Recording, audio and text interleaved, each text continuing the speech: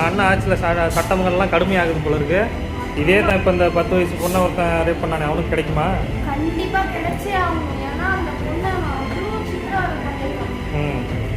அவனெல்லாம் என்ன தெரியுமா பண்ணுவோம், 2 கை 2 காலையும் வெட்டிட்டு அப்படியே தூக்கி போடணும். அப்போ கூட இந்த தரத்தில் நான் எங்கெல்லாம் இருந்தாரு. இந்த மாதிரி தண்டனைலாம் ரஷ்யாவில் தான் இருக்குது, இங்கே கொடுத்தா நல்லா தான் இருக்கும். ஆனால் என்ன, குற்றவாளி இவன் தான் கன்ஃபார்ம் பண்ணதுக்கப்புறம் கொடுக்கணும். ஏதாவது ஒரு நிரபராதி கொடுத்துடக்கூடாது பாவம். 1.5 மாதத்துக்கு முன்னாடி நடந்த கேஸு ஆள் தெரிஞ்சு போய் இப்போ தான் தண்டனை கொடுக்குறாங்க.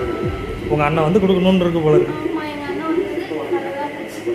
பரவாயில்ல, பொம்பளை பிள்ளை வச்சுருக்கவங்களாம் கொஞ்சம்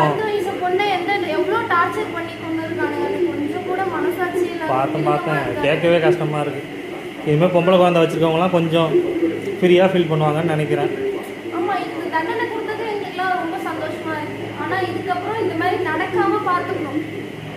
அதுதான் கவர்மெண்ட்டு போலீஸு இதெல்லாம் இருக்குது.